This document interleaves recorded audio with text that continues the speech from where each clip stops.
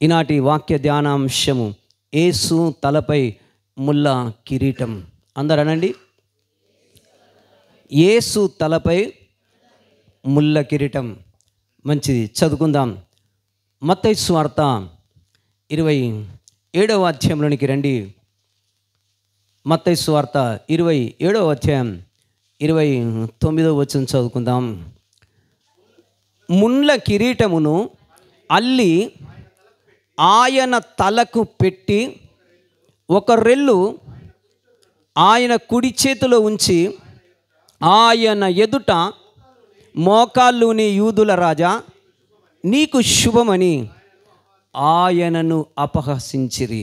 చదువు, ప్రార్థన చేసుకుందాం. పరిశుద్ధుడైన మా ప్రభు, నీ పరిశుద్ధమైన నామానికి స్తోత్రాలు. మాట్లాడే తండ్రి నీవునైనా, నీ ప్రియబిడలు నీ మాటల కొరకు ఎదురు చూచుచున్నారు తండ్రి, నీకు స్తోత్రం. నేను మాట్లాడితే అది ఎవరికి ప్రయోజనకరం ఉండదు ప్రభు. నువ్వు మాట్లాడితే ఈ లోకం ప్రపంచం వింటది అయా. ప్రతి బిడ్డ హృదయం తెరవబడుతుంది రాజా, నీకు స్తోత్రాలు. మీరు మాట్లాడమని ప్రార్థిస్తున్నాను, మీరు సూటిగా మాట్లాడమని ప్రార్థిస్తున్నాను ప్రభు, నీకు వందనాలు. నన్ను మీరు మరుగు చేయండి, మీ స్వరముని వినిపించమని ప్రార్థిస్తున్నాను ప్రభు, నీకు స్తోత్రాలు. తండ్రి, మీరే అగ్ని లాంటి మాటలు ప్రభు మాట్లాడమని యేసు క్రీస్తు నామం అడిగి వేడుకొంచు ఈ ప్రార్థన మీకు సమర్పిస్తున్నా నా పరమ తండ్రి. ఆమెన్, ఆమెన్, హల్లెలూయా, హల్లెలూయా. ప్రియ దేవుని బిడ్డలారా, ఏ రోజైనా ఈ మాటలు మీరు ఆలోచించారా? ఆయన తలపై ఎందుకు ముళ్ళ కిరీటం పెట్టబడింది? గత 2 సంవత్సరం నుంచి దేవుడు నా హృదయంలో పెట్టినటువంటి ఈ ఆలోచన, గుడ్ ఫ్రైడే రోజు తెలియజేయాలని చాలా నేను ఆశపడతా ఉంటాను. గుడ్ ఫ్రైడేకు తగిన రీతిలో మంచి సందేశాలు దేవుడు నాకు ఇచ్చినవి రాశాను.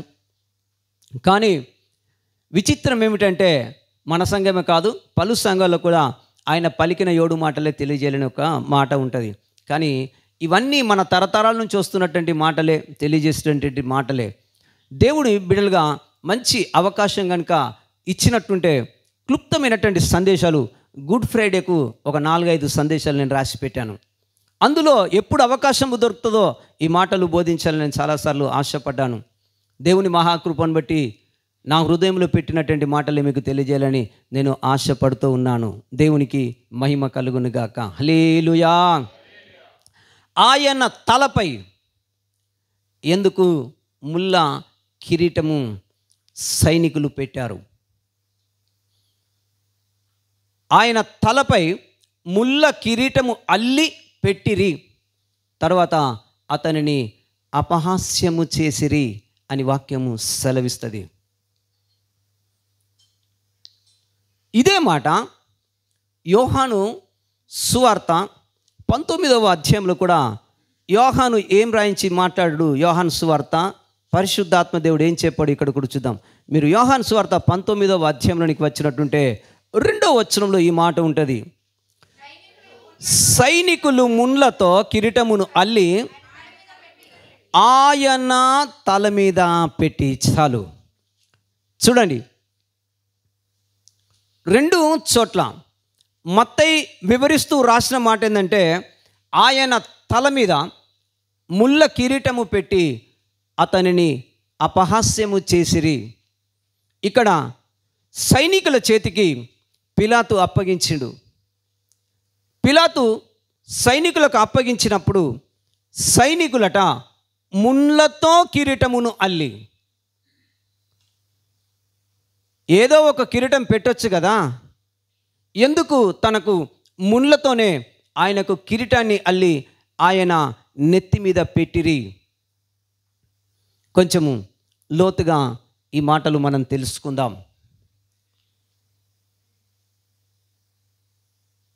ముందుగా అతనికి ఎందుకు కిరీటం పెట్టవలసి వచ్చింది? ఈ మాట తెలుసుకుంటే తర్వాత ముళ్ళతో కిరీటం ఎందుకు? ఆ మాటలు ఈ పరిశుద్ధమైన గ్రంథముల నుంచే మనము కొన్ని మాటలు మనం తెలుసుకుందాం. ఇప్పుడు అధికారి అయినటువంటి పిలాతు దగ్గరికి వస్తే ఆ పిలాతు యేసు ప్రభుల వారిని ఏమడుగుతుండో ఒక మాట మనం చూద్దాం. రండి, మత్తయి సువార్త 27వ అధ్యాయం. మత్తయి సువార్త 27వ అధ్యాయం 11వ వచనం మనం చదువుకుందాం.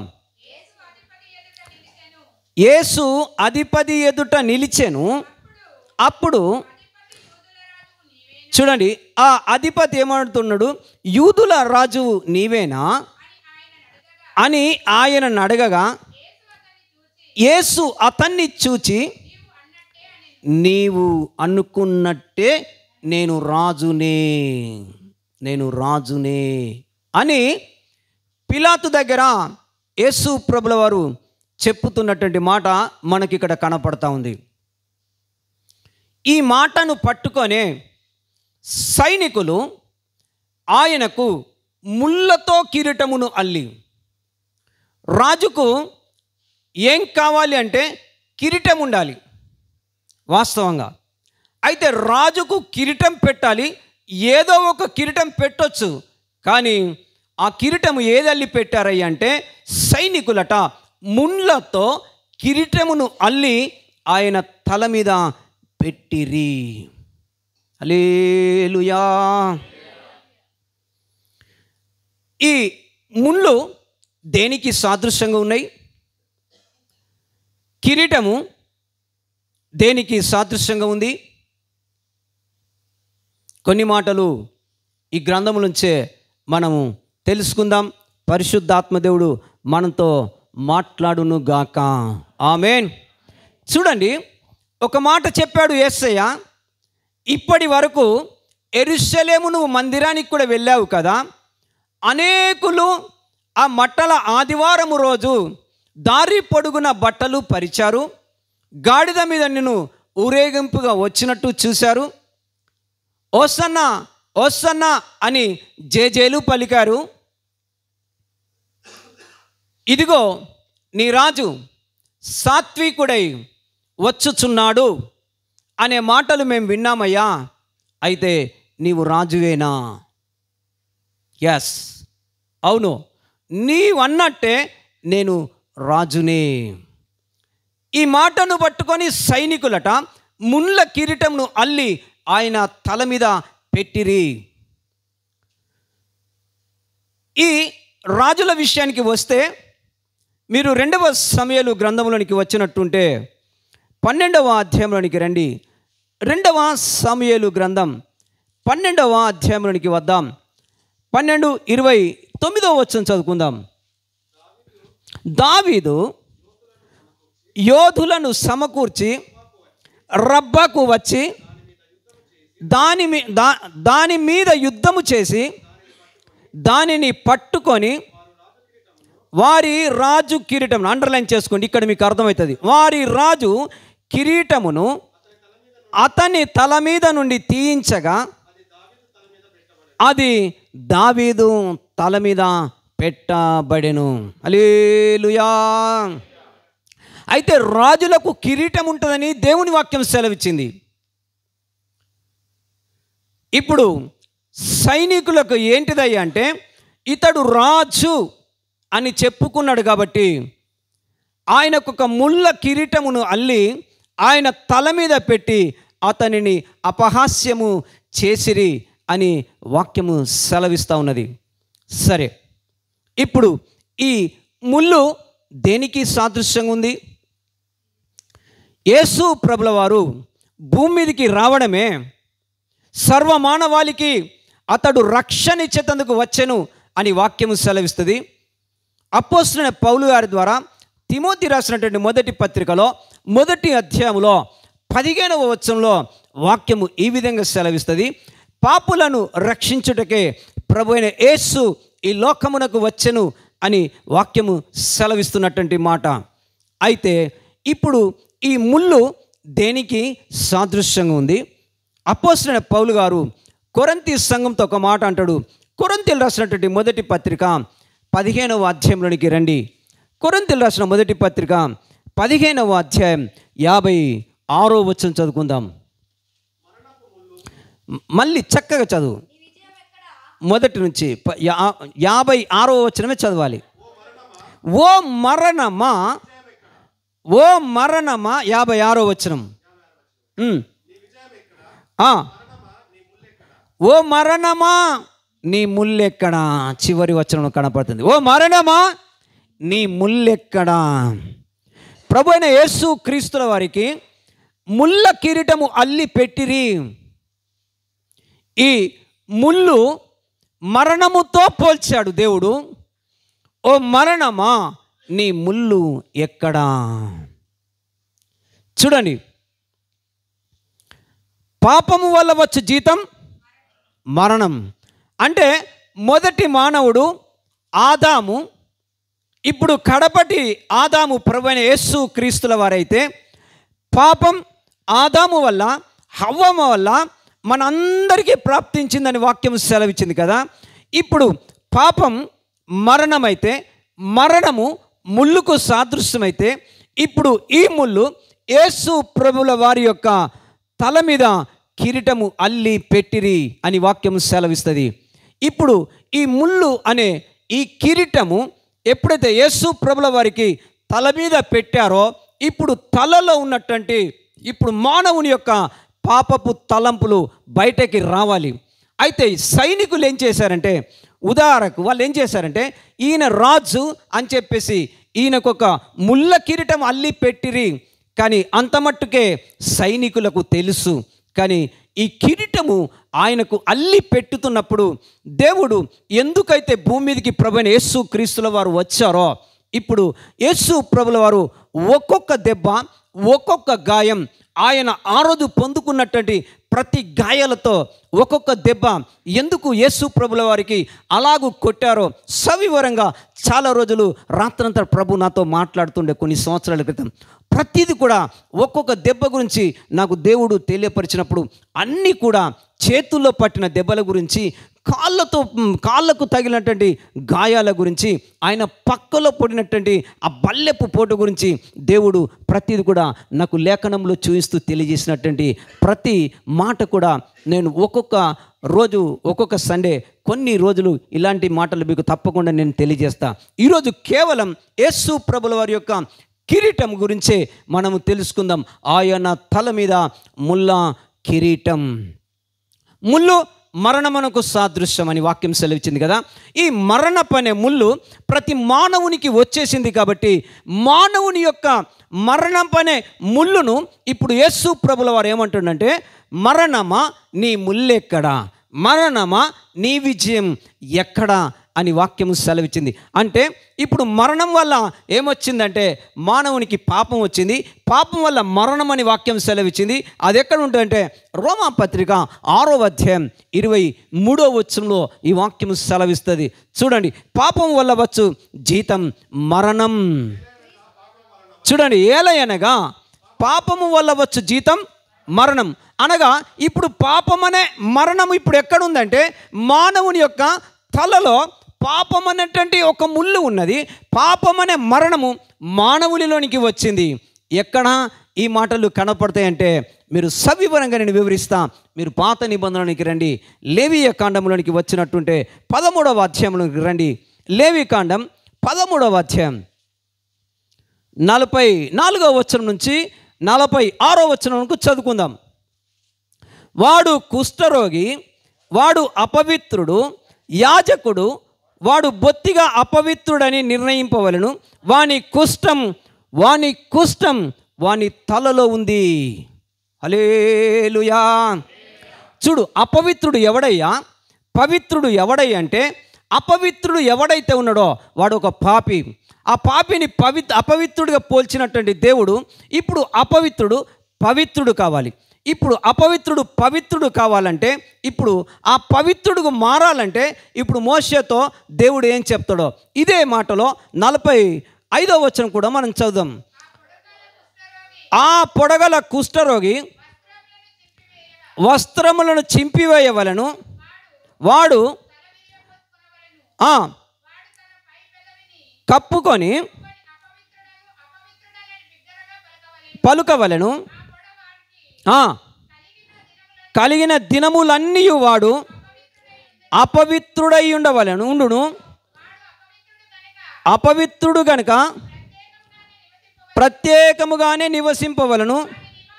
వాని నివాసము పాలెమునకు వెలుపల ఉండవలెను. ఇప్పుడు కుష్ఠరోగిని ప్రభు ఏమన్నాడంటే వాని తలలో కుష్ఠము ఉన్నదని వాక్యం సెలవిచ్చింది. ఇప్పుడు వీని తలలో ఉన్న కుష్ఠము అపవిత్రత గురించి మోషే ధర్మశాస్త్రంలో రాయించాడు కదా. వాడు పాలెము అవతల ఉండాలి, కానీ పాలెము లోనికి రాకూడదు. ఎందుకంటే వాడు అపవిత్రుడు. వాని పాపము అనగా వాని కుష్ఠము పాపముతో పోల్చాడు. ఆ పాపము కుష్ఠమైతే, ఆ కుష్ఠము వాడు అపవిత్రుడైతే, ఇప్పుడు అపవిత్రత పోవాలంటే పవిత్రత కావాలి.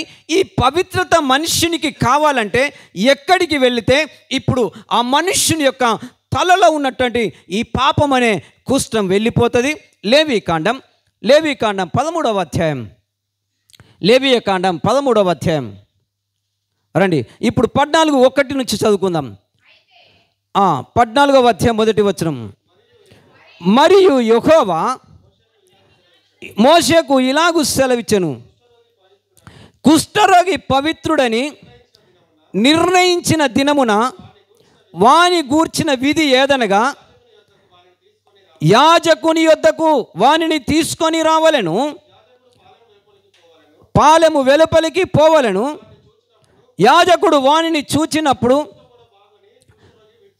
విడిచిన ఎడల యాజకుడు పవిత్రత పొందగోరు వాని కొరకు సజీవమైన 2 పవిత్ర పక్షులను, దేవదారు కర్రను, రక్తవర్ణము గల నూలును, ఇస్సోపును తెమ్మని ఆజ్ఞాపించెను. చూడండి, ఒక అపవిత్రుడు పవిత్రంగా మారాలంటే 2 పక్షులు కావాలంటుండు. అవి ఏవయ్యా పక్షులంటే సజీవమైన 2 పక్షులు తీసుకొని రావాలి.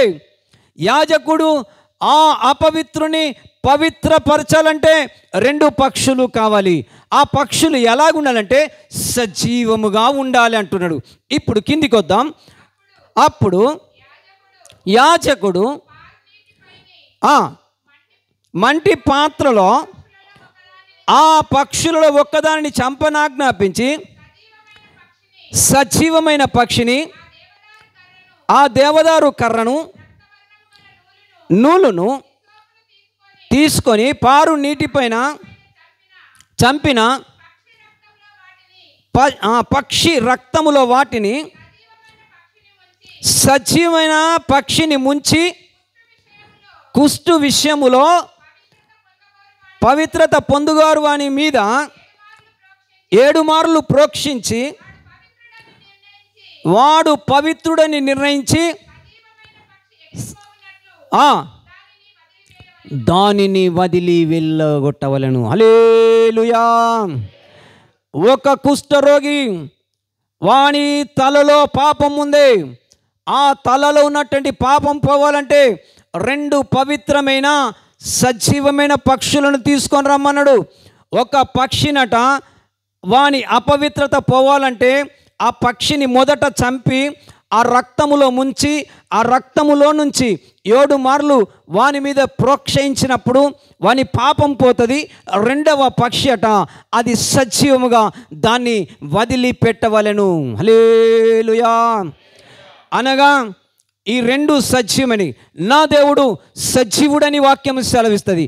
ఈ 2 పక్షులు దేనికి సాదృశ్యంగా ఉన్నాయంటే మొదటి పక్షిని చంపడం జరిగింది. అంటే ఒక పాపికి విడుదల కావాలంటే ఒక పక్షి చంపబడాలని వాక్యం సెలవిచ్చింది. చంపబడిన పక్షి ప్రభువైన యేసు క్రీస్తుల వారికి సాదృశ్యంగా ఉంది.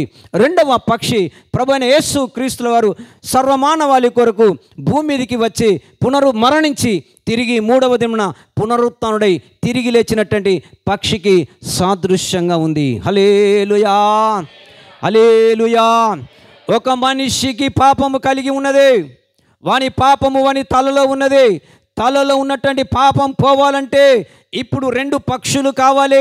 ఒక పక్షి చంపబడ్డది, ఒక పక్షి సజీవముగా విడవబడినదని వాక్యం సెలవిచ్చింది.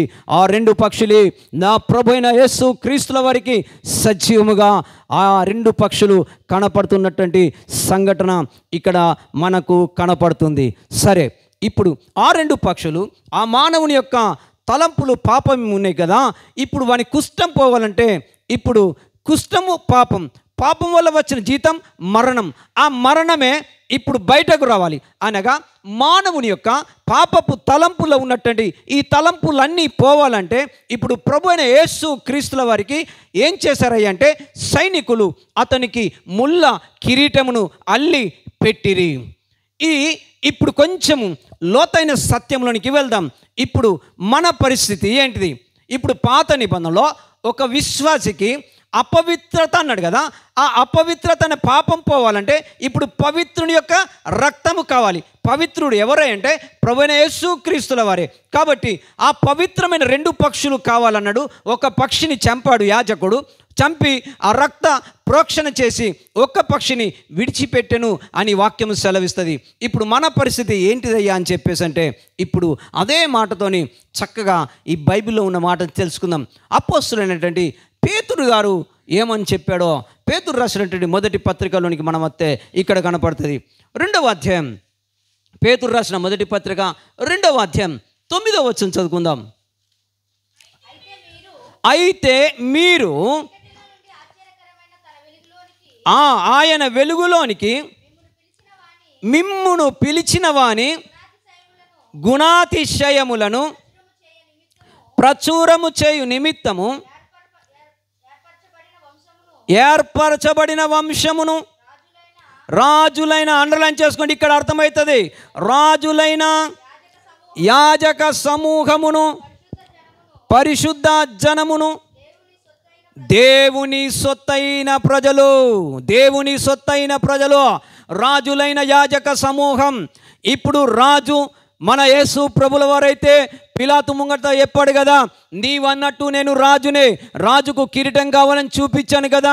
ఇప్పుడు రాజుకు కిరీటం ఆయన ప్రభువైన యేసు క్రీస్తుల వారికి ముళ్ళ కిరీటం అల్లి పెట్టిరి. ఆ ముళ్ళు ఏంటిదో చూపించాం. ముళ్ళు శాపం అనగా మరణం.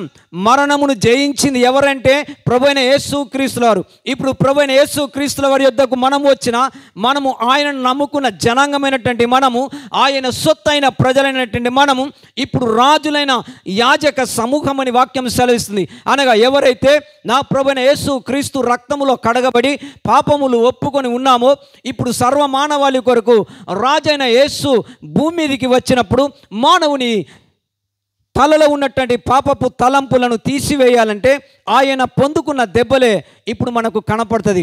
ఇప్పుడు యేసు ప్రభుల వారిని ఎందుకయ్యా ఆయన తలలో ముళ్ళ కిరీటం అల్లి పెట్టారంటే ఇప్పుడు సొత్తైన ప్రజలు అనగా ఎప్పుడైతే మనం ప్రభువును అంగీకరించామో, నిన్ను నన్నేమనంటే రాజులైన యాజక సమూహమే సంఘం.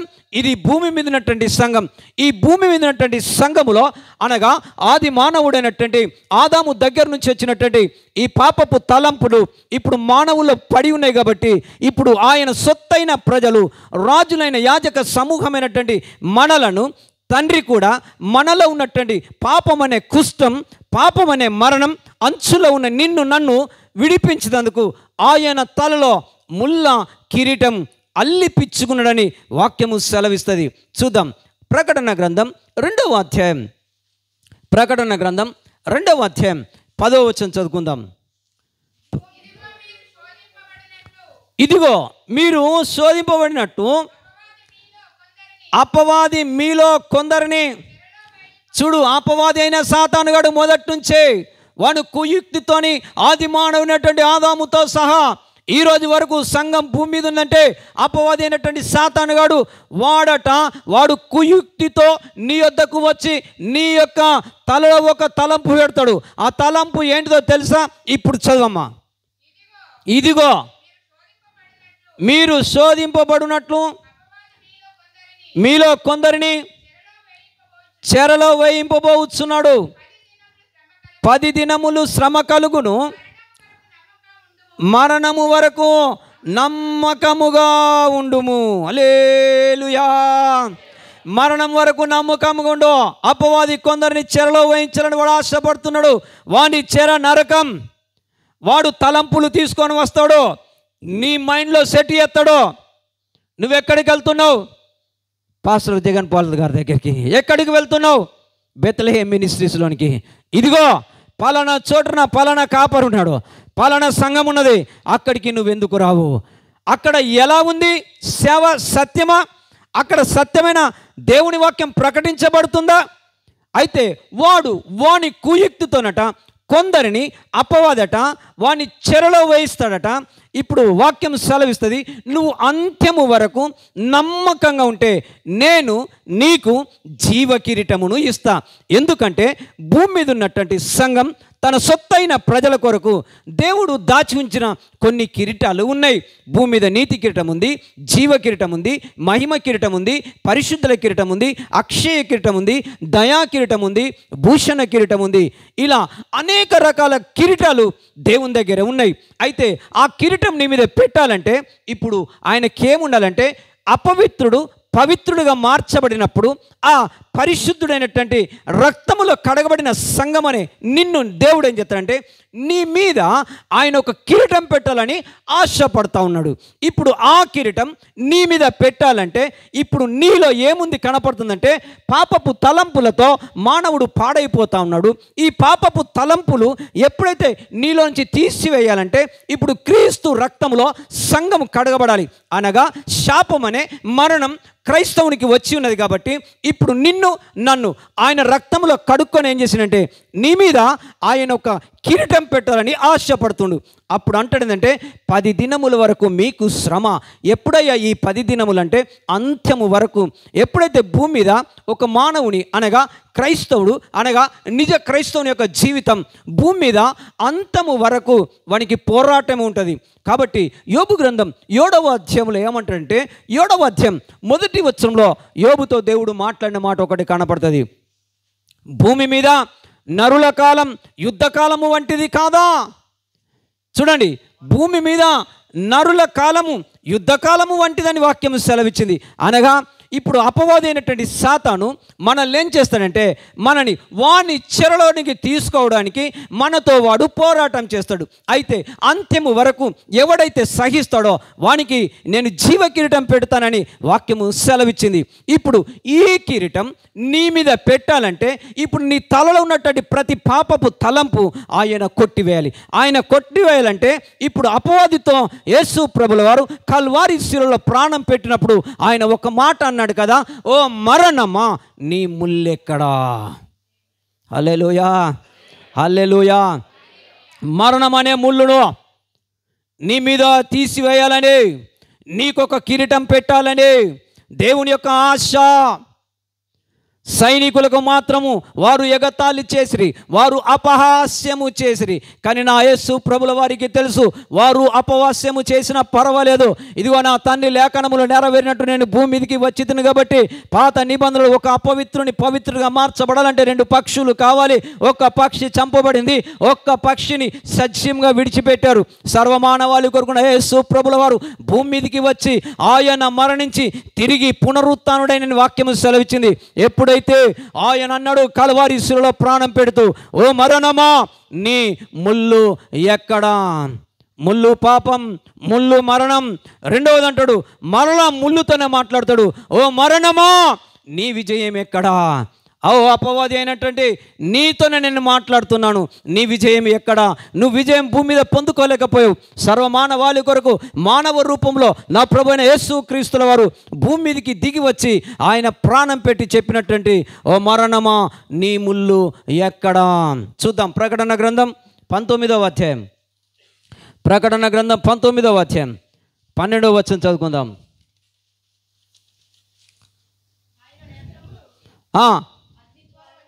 అగ్నిజ్వాలల వంటివి ఆయన శిరస్సు మీద, అండర్లైన్ చేసుకోండి, ఆయన శిరస్సు మీద అనేక కిరీటములు ఉండెను. హల్లెలూయా. ఆ కిరీటము నీ కొరకే. అది నీతి కిరీటం కావచ్చు నీ కొరకే, దయా కిరీటం కావచ్చు నీ కొరకే, మహిమ కిరీటం కావచ్చు నీ కొరకే, పరిశుద్ధుల కిరీటం కావచ్చు నీ కొరకే. ఆయన తల మీద అనేకమైన కిరీటములు ఉండెను.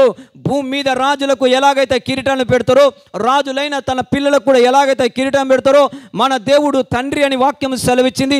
ఆయన తండ్రి, ఆ తండ్రి ఒక్కడే.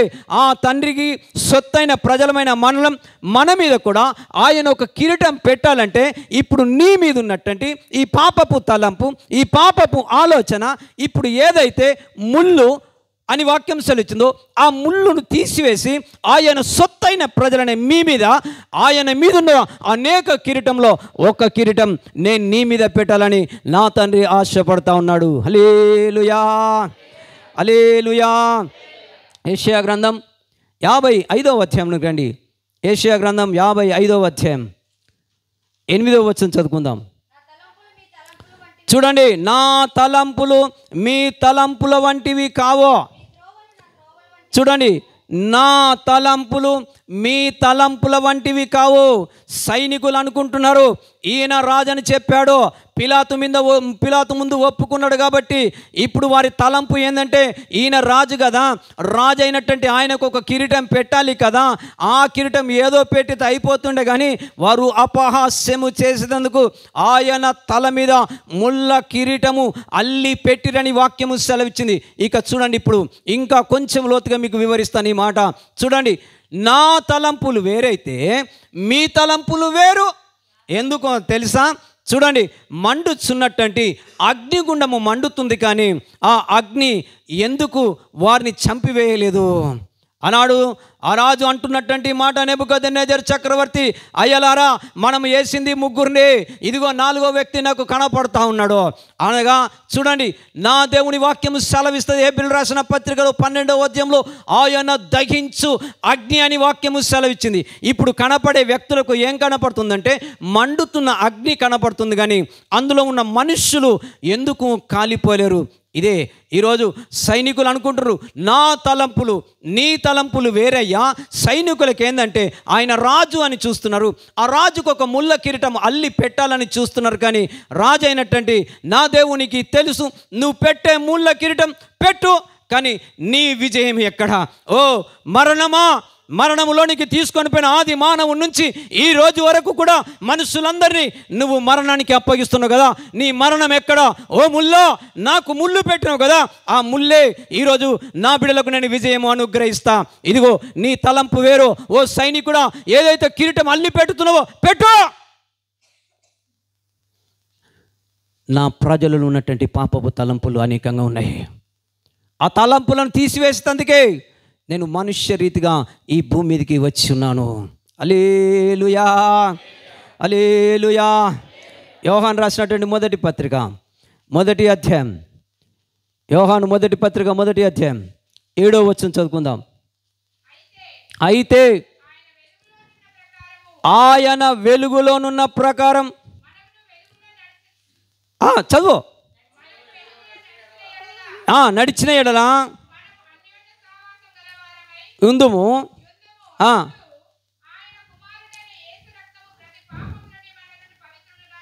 హల్లెలూయా. 2 పక్షులు, ఒక పక్షిని చంపాడు అపవిత్రత కొరకు, ఆ రక్తము చిందించబడ్డది. తిరిగి 2వ పక్షిని వదిలిపెట్టాడు. సజీవమైన పక్షులని వాక్యం సెలవుచ్చింది. సజీవుడని ఇప్పుడు యేసు క్రీస్తు సర్వమానవాళి వరకు భూమి మీదకి వచ్చినప్పుడు ఆయన తల మీద ముళ్ళ కిరీటం, ఆ ముళ్ళ కిరీటం అల్లినప్పుడు ఆయన తలలో నుంచి కారిన రక్తమే యేసు రక్తమట ప్రతి పాపినట పరిశుద్ధపరుస్తుందని లేఖనము తేటా తెల్లగా సెలవిస్తున్నటువంటి మాట. కాబట్టి ప్రియ దేవుని బిడ్డ, ఆయన సొత్తైన ప్రజలను ఆయన కడగడానికి ఒక్కొక్క దెబ్బ ఊరేకే కాదు, ఆయన వీపు దున్నబడింది. వీపు ఎందుకు దున్నబడిందో చెప్తా. ఆయన పక్కలో బల్లెపోటు, ఎందుకు పక్కలో బల్లెపోటు ఆయనకు కలిగింది. ఆయన కాళ్ళకు మేకులు, ఎందుకు మేకులు గుచ్చబడినాయి. ఆయన చేతుల్లో మేకులు, ఎందుకు చేతుల్లో మేకులు గుచ్చబడినాయి. ప్రతి దెబ్బ ఒక్కొక్క వారం నేను పూర్తిగా వివరంగా నేను తెలియజేస్తాను.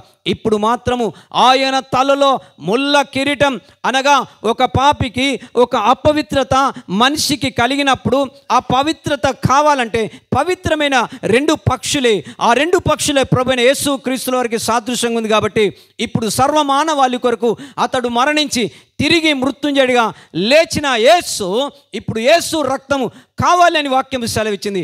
యేసు రక్తమే నిన్ను పవిత్రపరుస్తుంది, యేసు రక్తమే నిన్ను శుద్ధీకరిస్తుందని దేవుని వాక్యము తేట తెల్లగా సెలవిస్తుంది. ప్రియ దేవుని బిడ్డ, ఇంకా రక్షణ లేక నీ తలంపులతో నువ్వు అలాగే ఉంటే నా దేవుడు ఈ దినం నీతో మాట్లాడుతున్నటువంటి మాట, సమయము కొంచెమే, అపవాది వాని చెరలో వేయించినందుకు నీ తలంపులు పెడతా ఉన్నాడు. నిన్ను బాప్తిజం తీసుకొని ఇత్తలేడు, నిన్ను ఆయన దగ్గరికి రానిత్తలేడు. ఎందుకో తెలుసా? ఆ పాపం ఇంకా నీ తలలో ఉన్నది కాబట్టి నీ తలలో ఉన్నటువంటి పాపమును తీసివేసి అతడు పరిశుద్ధుడిగా నిన్ను చేయాలని, ఆయన రాజ్యానికి సొత్తైన ప్రజలుగా నిన్ను తీసుకొని పోవాలని, నీ మీద ఒక కిరీటం పెట్టాలని. ఉన్న కిరీటం ఇది మరణమే. మరణమన్న కిరీటం నుంచి బయటకి రా.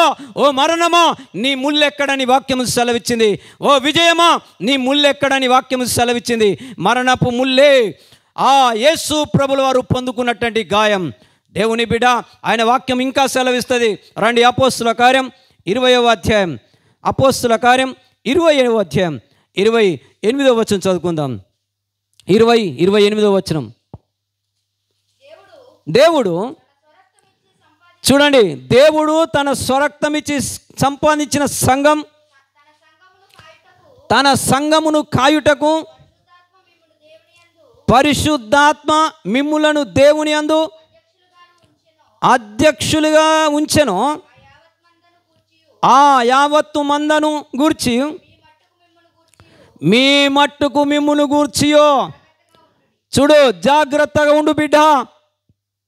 సంఘమును కాయుటకు పరిశుద్ధాత్మ.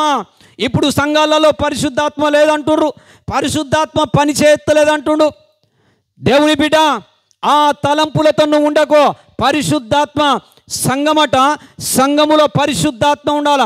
తండ్రి అయిన దేవుడు నిన్ను పుట్టిస్తే, కుమారుడైన యేసు నిన్ను పాపం నుంచి విడిపిస్తే, పరిశుద్ధాత్మ సంఘాన్నట సర్వ సత్యములనికి నడిపించేదే పరిశుద్ధ ఆత్మ.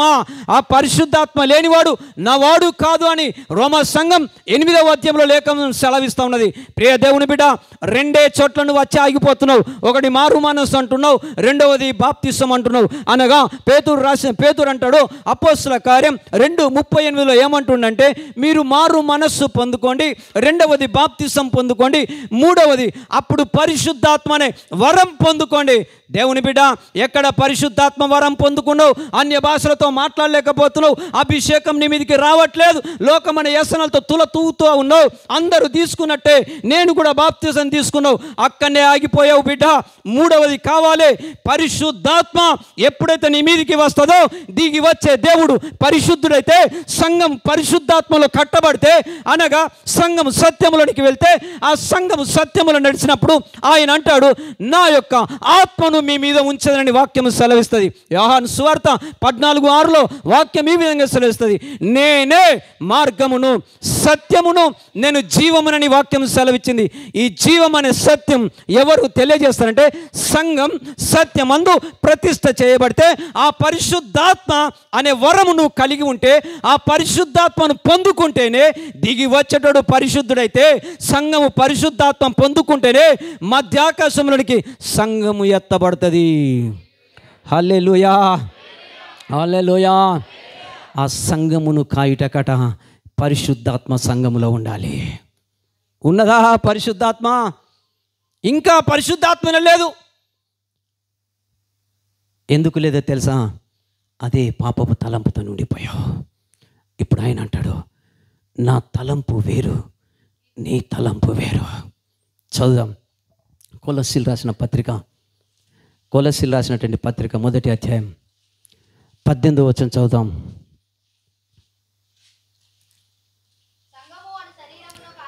సంఘము అను శరీరమునకు ఆయనే శిరస్సు. సంఘమా, ఈ శిరస్సు ఆయనైతే, సంఘము శరీరమైతే, ఈ సంఘం అనే శరీరమునికి ఇప్పుడు క్రీస్తు శిరస్సు అయితే, ఇప్పుడు క్రీస్తు శిరస్సులో ఏముందంటే పవిత్రత ఉందని వాక్యం సెలవిచ్చింది.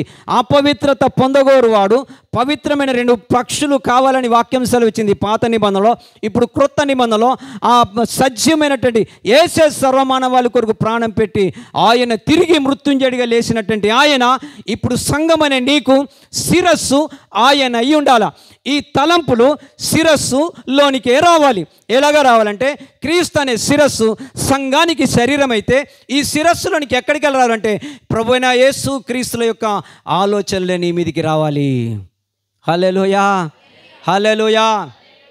ఈరోజు సంఘం చాలా దూరం అయిపోతుంది, దేవునికి చాలా దూరంగా అయిపోతుంది. ఈరోజు నామకార్థ క్రైస్తవులుగా జీవిస్తూ ఉన్నారు. ప్రార్థన అంటే ఇష్టం ఉండదు, వాక్యం అంటే ఇష్టం ఉండదు, సంఘం అంటే ఇష్టం ఉండదు. మేము తీసుకున్నాం బాప్తిస్తాం, నెవర్. ఒక్క స్టెప్ నువ్వు తీసుకున్నది, కానీ 3వ స్టెప్లోకి ఇంకా నువ్వు రాలేకపోతున్నావు. ఆ పరిశుద్ధాత్మ అనే వరం నువ్వు పొందుకోలేకపోతున్నావు. చివరి మాట చెప్పి నేను ముగిస్తాను. కొరింథీయులకు రాసినటువంటి 1 కొరింథీ 15 వచనం ఒకసారి చదువుదాం. 1 కొరింథీ 15 చివరిగా ఈ మాట చెప్పి నేను ముగిస్తాను. కొరింథీయులకు రాసిన మొదటి పత్రిక ఆగాగు 15వ అధ్యాయం 55వ వచనం చదువు. ఇప్పుడు ఓ మరణమా నీ విజయం ఎక్కడా? ఈరోజు ప్రభు అంటుండో, ఓ మరణమా నీ విజయం ఎక్కడా? అపవాదైన సాతానుతో నా దేవుడు మాట్లాడుతున్నటువంటి మాట.